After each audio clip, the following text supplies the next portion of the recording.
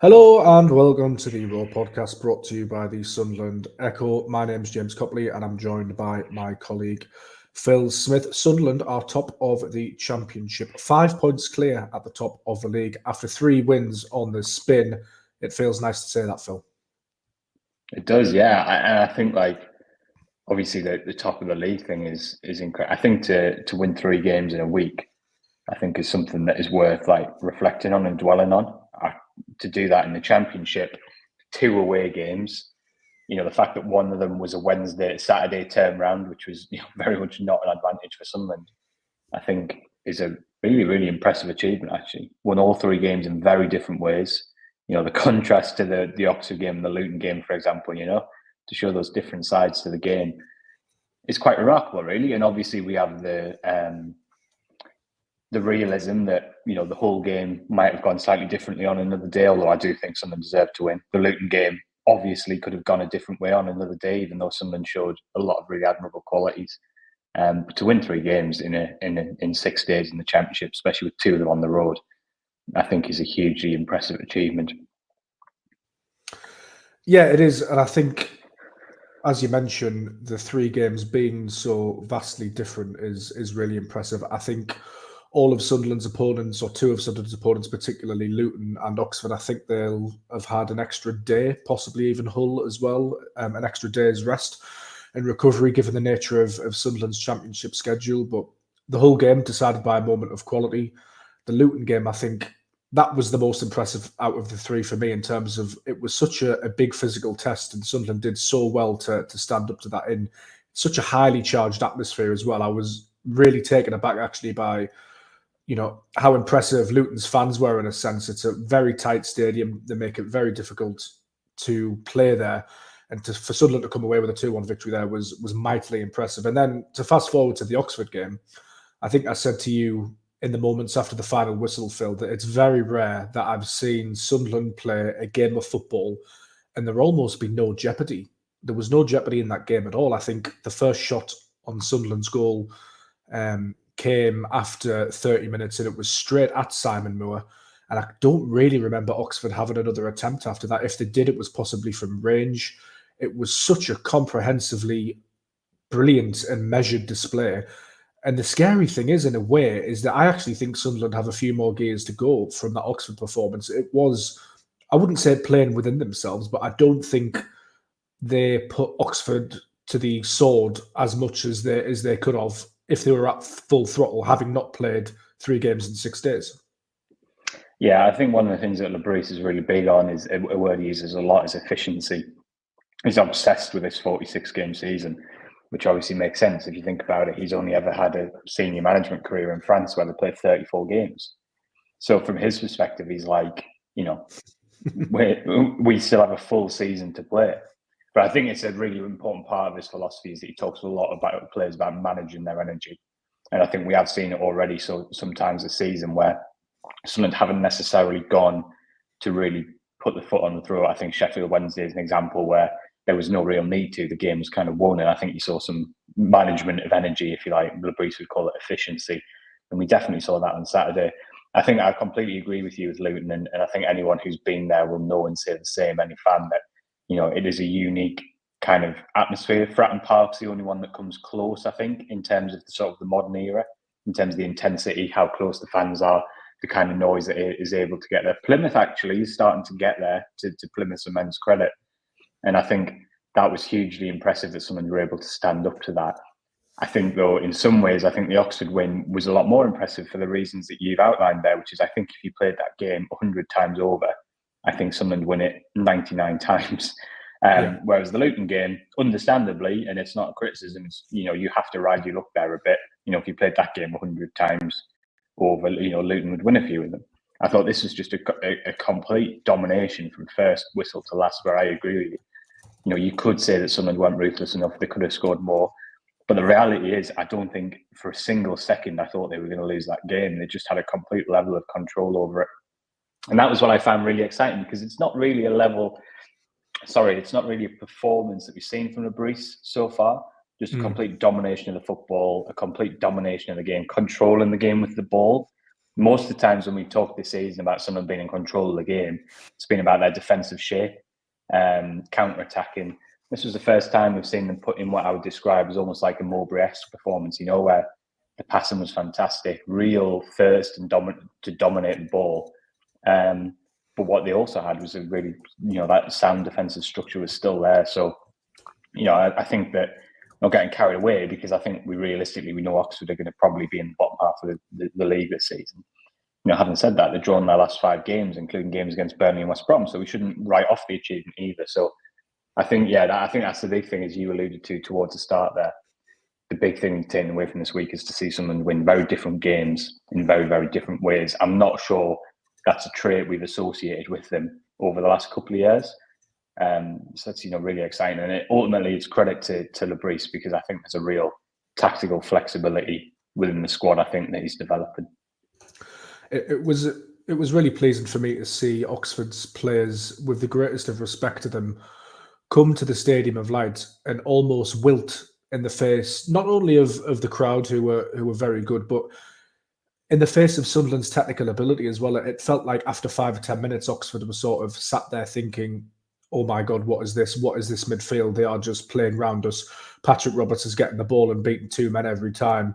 Every time we win the ball, Jobe's right there in our faces, recycling possession. It just felt like they couldn't get a foothold. And after sort of the first goal went in, it felt like their mentality changed towards like, let's not get beaten 4 or 5 here. And I think, Phil, what's also really pleasing as well is, from a fan's perspective, we all look for things to go wrong, don't we? We are attuned, we're in tune to things going wrong. We're highly accustomed to things going wrong at Sunderland.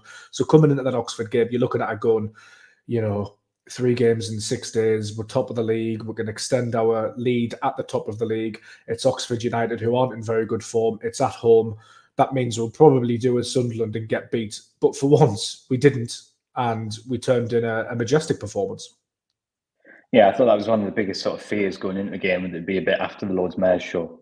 Mm-hmm. All that adrenaline at Luton, the togetherness we saw from the scenes at the full-time whistle. I feared there'd be a drop just around the whole place, not a negativity, sort of a feeling of, we'll turn up and get Oxford beat, and that might permeate to the players. There'd be some tired legs, and that, Oxford had a bit more recovery time, and so the precision of the passing might not be there. And I think that's ultimately where, I've spoken there about praising the Breeze for the tactical flexibility. I think the intensity of the performance, you have to really credit the players, because you could tell from minute 1 that they were right on it. And I think that the fans then fed off that. They could feel straight away that the team was on it, and they actually created a real atmosphere, which is not always easy to do in games like that. And we've probably seen that at times, particularly last season and the season before, when Sunderland have struggled to break down a low block. I think the point you make about the Oxford one is the interesting one, because I felt all the way through like they were still, I don't think they gave up, or I don't think they tried to not press. I think you could see they were constantly trying to get their press going. But I think the amount of times that you could see an Oxford midfielder sort of try and dive out and go for the ball, and the weight of someone's passing was just perfect all the time. So all the time they would come out for it, and it would be just beyond them. It would be just too quick for them. And it was just sheer quality. I thought, that midfield 3, I thought it was amazing to watch, the quality. And actually, you've got to give credit to Mepham and 09 as well, because they're a big part of that with their distribution from the back. But I thought that was 3 incredibly exciting performances from central midfielders. What is it, 17, 18, 22? Wow. And 17, 19, Jobe's 19 now, isn't he? But just incredibly exciting, I think, to watch them perform at that level. And I think we've just got to enjoy that, to be honest. Hopefully they'll all be here for a good while yet, but I doubt they'll be here forever. So we have to really savour afternoons like that, I think, because I increasingly believe that, one day we're going to be looking back and we're going to be watching some of these players in the Champions League going, crikey, do you remember when they were in our midfield against Oxford? I think it's definitely, don't get me wrong, I'm not selling them off, but we've got to enjoy that, I think, while they're all here. Yeah, well, let's drill down into that midfield, because Brown dropped out of the starting 11 for Patrick Roberts. Patrick Roberts went over to the right. Chris Rigg came back into central midfield. He'd played on the right against Luton Town. But as you say, it was a virtuoso display by the 3 of them. I particularly would like to highlight Dan Neil, Phil. We're both massive Dan Neil fans. I don't think I'm wrong in saying that perhaps we've thought that he's come in for a little bit too much criticism of late. Obviously, there was the mistake against Watford. He gave away the penalty for their winner at Vicarage Road. But he's a player we rate highly. He's playing in a slightly different role. He was at pains to point out after the game when I spoke to him that when he came into the side and replaced Corey Evans, Sunderland were playing a different formation. So this season's a different role even to that. He drops into defence when Luke O'Nien carries the ball out. I think that's an excellent asset. His positional awareness is really good.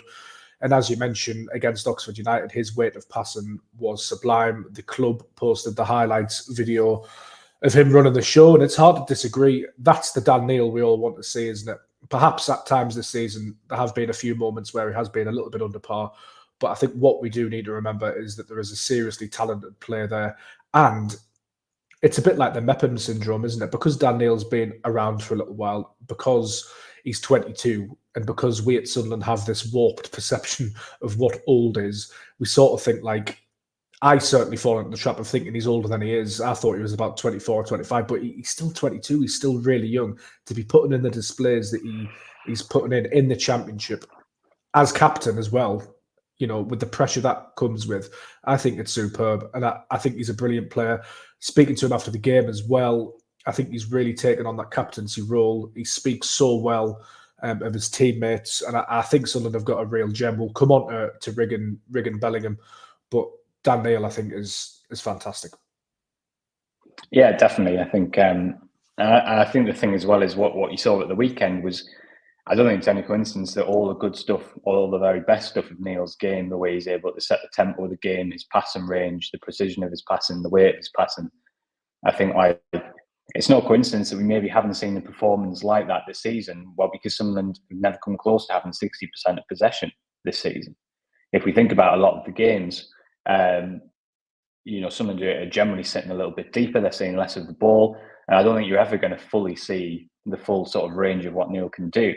Still very effective, in my opinion, in those kind of games, because I think if you're looking for a player who can essentially, when Sunderland are trying to play on the break, his role is to pick up the ball and move it quickly into the wingers. And he's still, in my opinion, the best player in the squad by a distance at doing that. And that's why I've said throughout that I've never felt like taking him out of the team's the right option, because I think he's still the best passer of the ball. And when you want to play on the break, having someone who can feed your wingers early and accurately is incredibly important. But I accept at times, mainly because, you know, the defensive side of his game is not as absolute strongest, although it's improved a lot.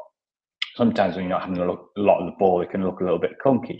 And, you know, and I definitely agree that at some point, if he gets fit, I'm sure there'll be games where we're looking at it saying, you know, maybe this is a good game for Samed to play in because he'll bring something completely different.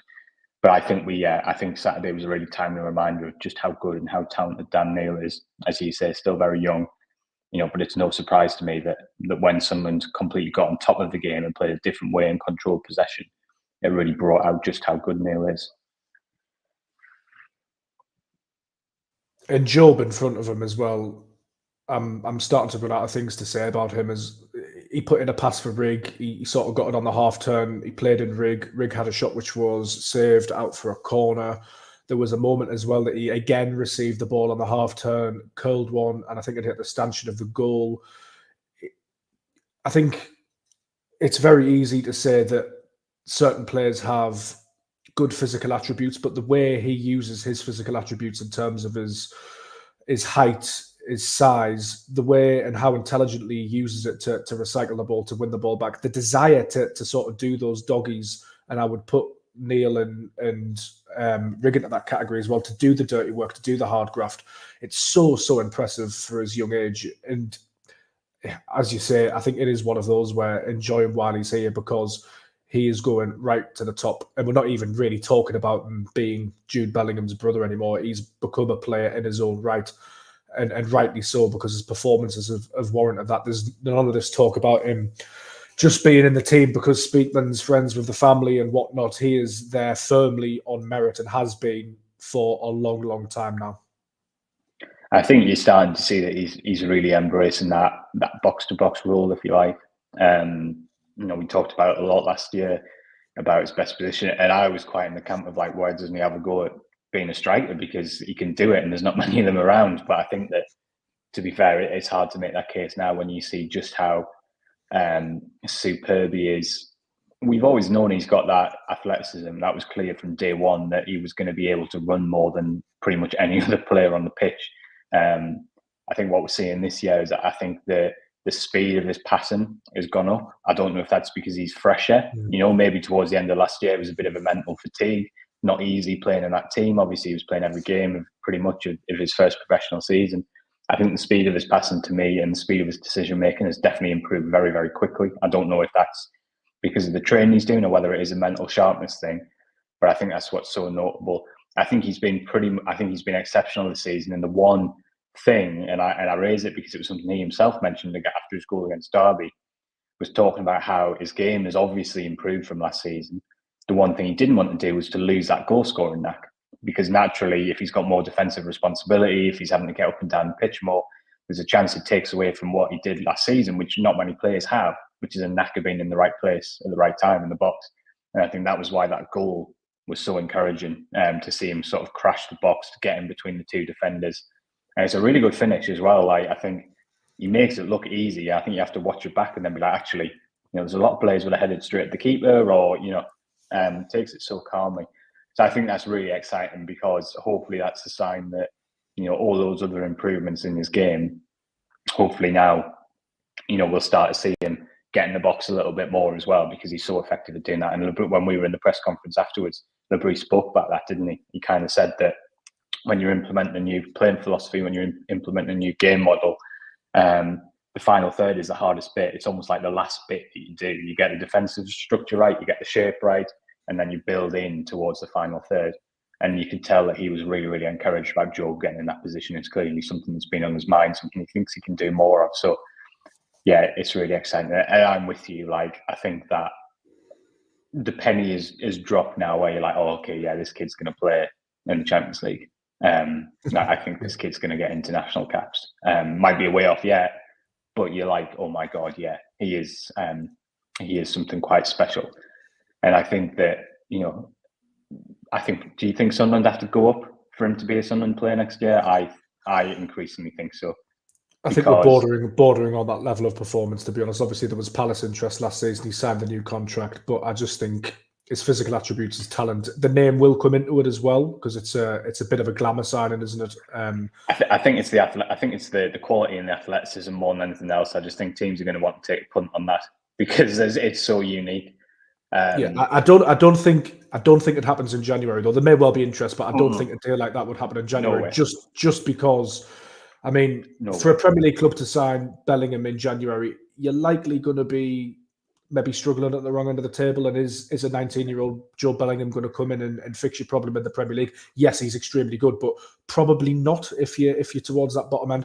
I think he's set for sort of an eighth to fourth place move, maybe even a little higher in the summer.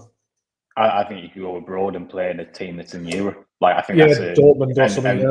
And we know that, from his, like, the family and stuff would be very open to that, and he's certainly mature enough and intelligent enough to embrace that kind of challenge. So I don't think he would want to do it. Like, I think one of the best things about Jobe is similar to Isidor, is like he's like completely bought into the Sunderland thing and embraced it. And I think I don't think this, like, we're talking about it, maybe we shouldn't, but I just think it's so obvious. But I think he'll be looking at it thinking, I can get Sunderland up this year. And I think that's a massive motivation for him. I just think that he's the one where I'm like, I think it's going to be impossible to almost deny his talent next summer if you're not in the Premier League. Yeah, that's just my feeling. And credit to everyone for kind of standing firm on the Palace stuff in the summer, player club, because they were good bids. But my word, next summer we're going to be talking about something completely different. He's already added 3, 4, 5 million to his price tag with his performances this season already. You got a couple of highlight goals in there as well. Sunderland top of the league. Yeah, I mean, it's going to be double what people were talking about last summer if he keeps this up. And I know we shouldn't get carried away. It's 14 games in, but we're going to be talking double what you're talking about. And I could see him playing European football next season. I genuinely could, if he stays on this level. I mean, you could. I mean, we're getting way ahead of ourselves now, but you could envisage a scenario in which Sunderland won promotion and he still went because he's that good, and the money will be there. Yeah, that is getting too far ahead of ourselves. I reckon.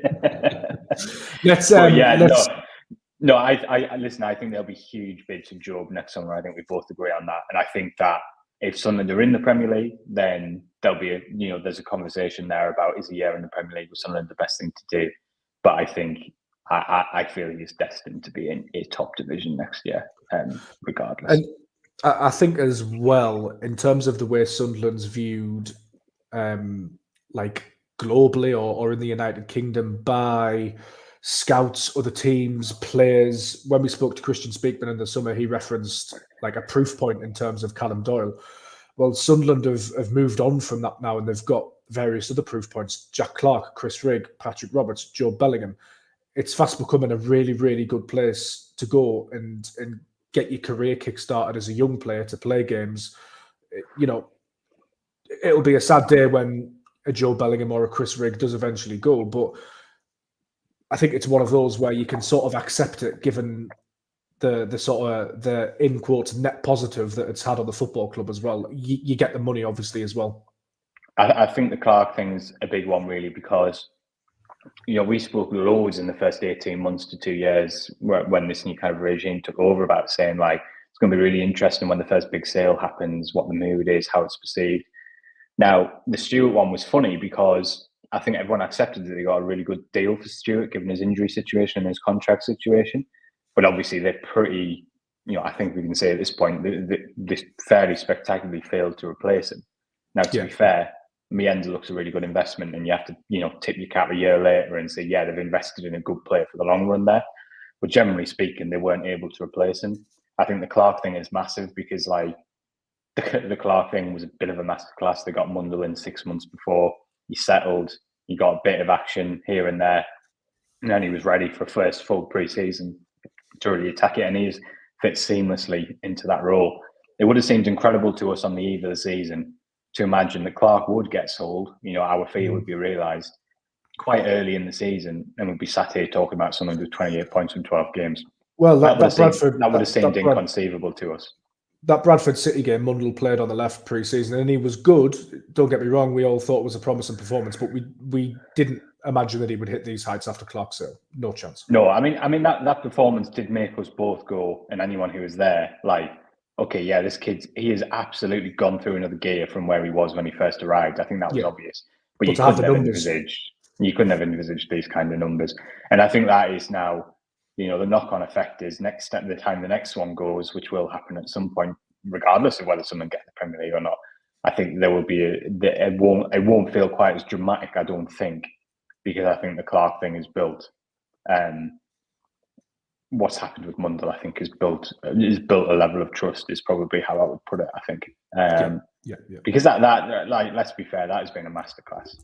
They've made a huge profit, and they had the player ready and waiting. Who, you have to give them a huge amount of credit for that. That was to get Mundell in last January.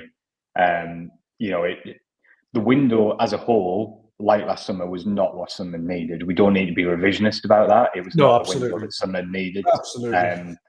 But that was a brilliant bit of recruitment, and we can say that. I think all you can ask as well is that sort of lessons are learned. Obviously, the Stewart sale and who came in to replace him wasn't what Sunderland needed then.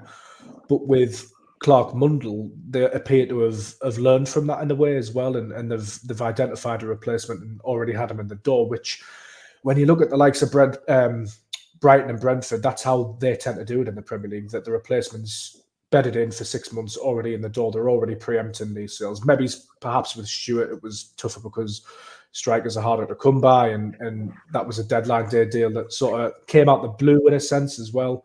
But yeah, all you can ask is that people learn from mistakes, and there have been a fair few mistakes at Sunderland, but you can't fault them at the moment, I don't think. No, listen, the summer window is looking hugely superior to the two windows that came before it, and I totally take the point that Sunderland would say, well, hang on. We bought Jobe a year ago. Look at him now. We bought Mundell in January. But I think what they weren't able to do in either of those windows really was improve the team. Now, I know that sounds like a funny thing to say when the vast majority of the core of the side were in place last year. I don't think there's any doubt whatsoever that Brown has improved the team, whether it's coming off the bench, whether it's stepping in when he's been required. He's improved the team. Mepham is not a deal that I would have seen someone doing last year or the year before. You get an injury, and so you go out and just bring in a top caliber replacement. I mean, that's an outstanding bit of business, really. So I think that, I think you can see that there's a little bit more flexibility. There's a little bit more ambition. As well, Aaron There's a little bit more ambition, and I expect as well that's the model in action a little bit, because maybe, there's probably no coincidence that Selland Clark allows you to loan Mepham in for the season. That allows you to loan Samed in for the season. I know we haven't seen Samed, so that doesn't look great at the moment. But generally, I think we are seeing an increased level of ambition that, in fact, does come with the fact that someone has cashed in on players. So at the moment, it feels really exciting. It feels like it's moving smoothly, it's functioning. But it's the Championship, right? It's the Championship, and you never, ever, never know what lies in wait. And it's another brutal week coming up. It's like you get a couple of days pause, and rightly so, we can all kind of bask in it a bit, and then it's like another 2 away games. QPR, okay, they're having a bad season, but they'll be tough at home. Preston have improved a lot under Paul Heckingbottom. That's going to be tricky. And then you think you've got a home game, but again, Coventry haven't had a great start of the season, but we know they're a really good side. So, it's like that's the Championship, though, right? It's like you can never be comfortable. It's absolutely brutal. Yeah, it is, and it's one of those where the model looks good when you're winning games, and it doesn't look so good when you're not winning games. It really is that simple sometimes. Phil, I want to talk about my new favourite player, Wilson Isidor, because we gave him the big introduction on last week's podcast. We were talking about comparisons to Thierry Henry. You were quite rightly telling me not to build him up too much, and then he scores an over-the-shoulder volley right into the bottom corner, and then proceeds to do the Henry celebration in front of the Stadium of Light crowd. I feel vindicated, but my word, what a finish. Yeah, it was. And I think that's his movement is so good. I was chatting with Gareth on the Wise Men Say podcast yesterday about this, and about how I think that we spoke a lot last year. There was this is Sunderland strikers' problem? Is it the Mowbray coaching, or is it the strikers? And it was kind of a big debate. And, I think, in my opinion, I think what we're seeing from Isidor kind of proves that it wasn't Mowbray's coaching. I think it was just the movement, and the presence wasn't really there from the players who were playing up front for Sunderland at that time. I think Isidor's intelligence, but also his mobility, has added a completely different sort of dimension to this team. Whether that's the fact that players like Neil can play early passes in behind from to chase, or whether it's the fact that there's now a real target in the box for players like Hume and Roberts. And I thought that was summed up by just before Sunderland's goal, the header Isidor had from a Hume cross that went just wide, and then obviously the goal he scored from Neil. Sunderland's players have always been capable of producing those kind of chances, but last season I just don't think we had a striker who was alert to those, or who was confident enough. Maybe, with a player like Bairstow, it was more about confidence and ability, I think, probably. But, Isidor had a different dimension. And I made the point on the Wise Men Say podcast yesterday that reminds me a little bit. It only happened a couple of times, but there was a couple of times in that season where Stewart, Ahmad, Roberts and Clark were all fit, playing together. And Sunderland looked like they had so many different ways to hurt the opposition. And that's what I felt like on Saturday for the first time in a long time. We can put crosses in the box. We can do nice little sort of passes around the edge of the box. We can shoot from range. We can counter-attack. I think he's added different ways for Sunderland to hurt teams. Again,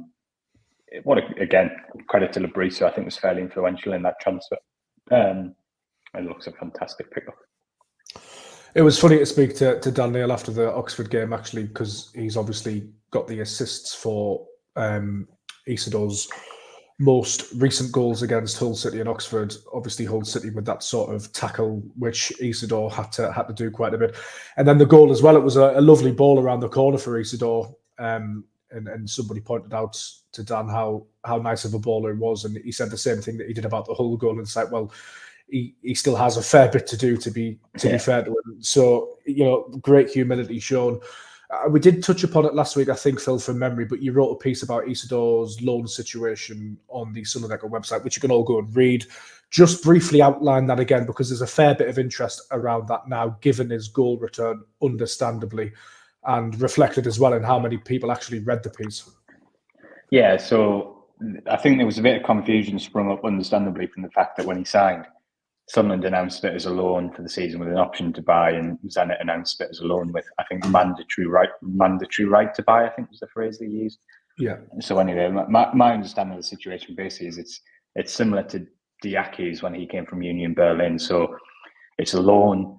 If Sunderland are a championship team next summer, they have the option whether they want to do the deal. If they're a Premier League team next summer, then it's automatically triggered and he'll become a Sunderland player. Makes sense from Sunderland perspective because it is a good chunk of money. It's not like it's not close to some of the money we're seeing spent on other strikers by Championship clubs like Tom Cannon to Leicester or anything like that. But it's a substantial chunk. So I think if Sunderland's still a Championship team, then obviously there's a pause for thought about whether you do it. If he's playing as he is now, it's pretty obvious that they will do it. So the fact that Sunderland have those clauses, the fact that Isidor clearly loves it here, and I think is desperate to stay. I think it's one that fans can feel fairly reassured about, that it's mostly in hand. I don't think there's any need for huge concern on that. The answer that I don't have at the moment is obviously there is this question mark over how exactly you do business with Russian football clubs at the moment. The loan, obviously doing a loan for various reasons is very different to a permanent transaction where you're paying a fee. I'm not saying that it's a problem. I'm saying that at the moment I don't have the answer to that, and hopefully we'll have the answer to that at some point. But from a pure contractual perspective, it's automatically triggered if someone go up, and if they don't go up, they have the option to do it anyway. So yeah, they're definitely in as strong as a position as they could be on that right now. Yeah, absolutely. Let's throw it forward a little bit. Obviously, QPR on Saturday, Phil. The big selection talking point from the game against Oxford United was that Simon Moore came in for Anthony Patterson, who had taken a little bit of a knock versus Luton Town. Labrie said after the game that he didn't think it was too serious. Obviously, Sunderland have an open training session today, Phil, which you'll be attending, so it'll be interesting to see if Patterson plays any part in that. Labrie is due to speak to the press again on Thursday, so I'm sure he'll have an update. But what's your gut feeling regarding Patterson and his chances of making the QPR game? Simon Moore did well, but didn't really have much to do. Let's be brutally honest about it. Yeah, to me it seems a little bit of a stretch to see Patterson playing on Saturday, but I honestly don't have the answer to that. I think that it's clearly not a serious injury, but at the same time, it's a tight turnaround to Saturday, isn't it? And you don't want to take any risks. So we'll have to wait and see in that one. I mean, I think the Moore one's an interesting one because he didn't have a lot to do on Saturday, which is absolutely right. But I think he did look comfortable. He was fairly calm on the ball. He got a bit of a hospital pass from Serkin early on, didn't he, which I'm out for a corner. But I think after that, his first touch was pretty good. His distribution was good. And there was a couple of times where he sort of got off his line, clear a counter and stuff. So I think he did reassure me with his performance, although you are right to say that he didn't have a lot to do. I think the big thing that it wasn't just shots he didn't have to look to. Oxford barely had any set pieces. I always think in the Championship, that's kind of the big test of your goalkeeper. And I personally think that that's something that Patterson doesn't get the credit he's due for. I think he is quite commanding from set pieces. And I think it's only sometimes when you see other goalkeepers at the level that I think you realise just how good he is from those scenarios. So if it was more against QPR and Preston where you're away from home and I would expect the opposition to have a lot more set pieces, I think that's obviously going to be a different kind of challenge and we'll learn a lot more about him. But I think while he didn't have much to do on Saturday, I would genuinely praise him for his performance. I thought his concentration was really good and I thought he spread calm really. I don't think he panicked his defence. Listen, Sunderland will do everything to get Patterson out on the pitch, right? And it's not like a centre forward where you're like, oh, well, we could risk it. He is playing in goal. So we'll wait and see. I wouldn't be surprised if it was more again for the next couple of games, but I think Sunderland will do everything they can to get Patterson out there. Yeah, definitely. And, as you say, Moore did well and whatnot. But I think for me, if Patterson's fit, I think he's still Sunderland's best goalkeeper. Obviously, we've seen him play over 130 times, I think, for Sunderland now. We've seen Simon Moore play once against Oxford. I think for me, Patterson's done nothing to lose that shirt other than get injured. I guess the problem would come, Phil, which somebody, I think Warren Carter pointed out to me on social media, would be if Patterson was, out for 2, 3, maybe even 4 games. Simon Moore does well. Sunderland keep on winning. They're still top of the championship. Then it becomes a little bit more of a conundrum, doesn't it, for Liberty? Honestly, I don't think so. I think Patterson just comes back in when he's fit. I just think he's the number one goalkeeper. I just think he comes back in when he's ready. And I think Simon Moore will have known what the situation was when he came to sign for the club. I don't think there's too much doubt around that. So I take the point, but for me, I think sometimes Patterson's in a similar category to Neil. I think maybe he does get taken for granted a little bit at times. For me, he comes straight back into the team as soon as he's ready. You pick your best goalkeeper. I think, I don't think it's like other positions on the pitch, to be honest. I think that he has to play when he's ready. Hopefully that's sooner rather than later. Yeah, I think you're right in that. Let's look ahead again to the QPR game. Obviously, again, with the caveat that we're still yet to speak to Labrie, but Sunderland have players to come back.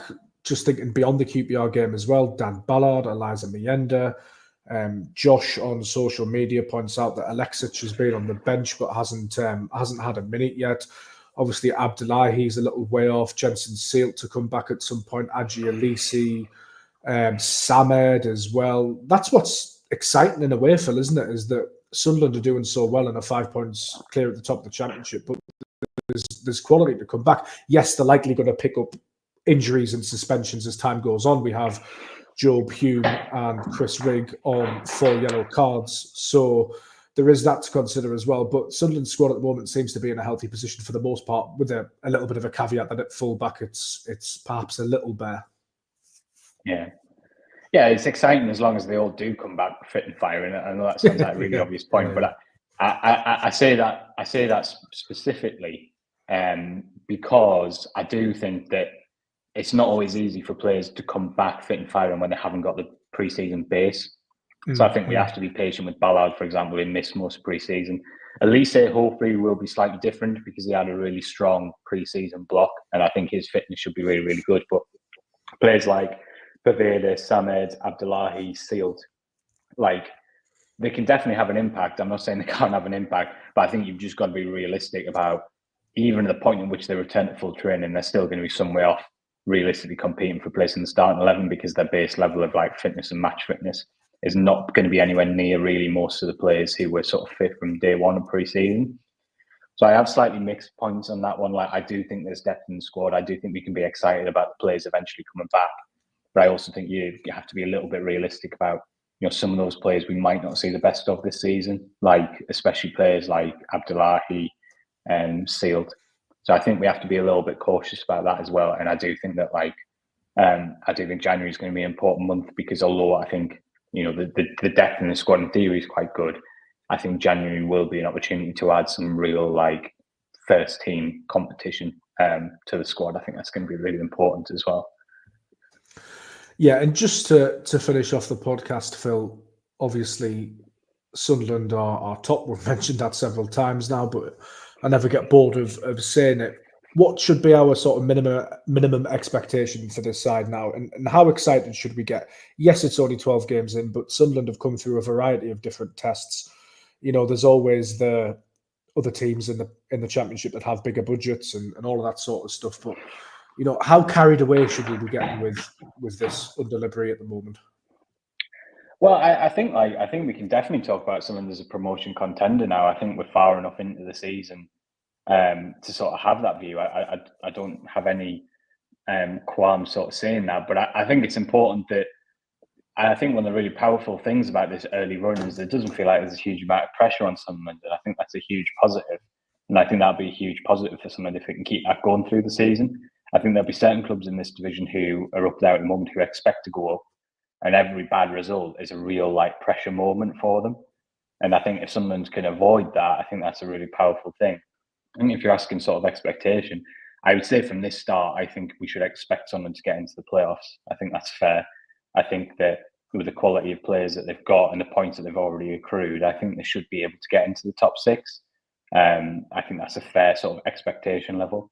I'm still not sure it would be fair at this point to set automatic promotion as an expectation level. I don't think we should sort of fear it or rule it out. But I don't think it would be fair to say that someone should do that. I still think you've got to be respectful of the relative squad sizes and budgets that they're competing with. But I would, from this point, I would hope and expect someone to get into the top 6. And I don't see any reason why they can't maintain this challenge for the top 2.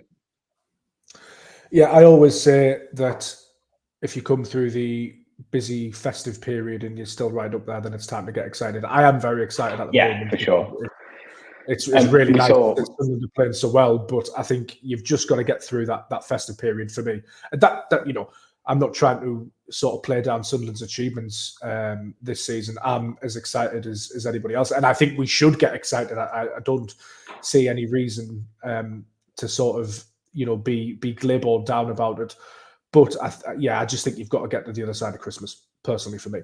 I think if you remember that festive period last year, I know it was a totally different scenario because of the manager change and stuff, but like think back to the Rotherham game away where we lost, Huddersfield away was a bad defeat. Those are the kind of games that, when the games come thick and fast, like Roberts got a little injury around that time, didn't he? And it really knocked the team. It was just like, I agree with you. I think if we're sitting here towards the back end of January and we're still talking about Sunderland in the top 3 or 4, then it's time to get excited. Until then, I think we just got to keep churning out as many points as you possibly can. And as I say, I think like one of the big things Sunderland's got at the moment is this sort of everything feels light. It doesn't feel like there's a huge amount of pressure on the team. And I think maintaining that for as long as possible is like a really sort of valuable weapon.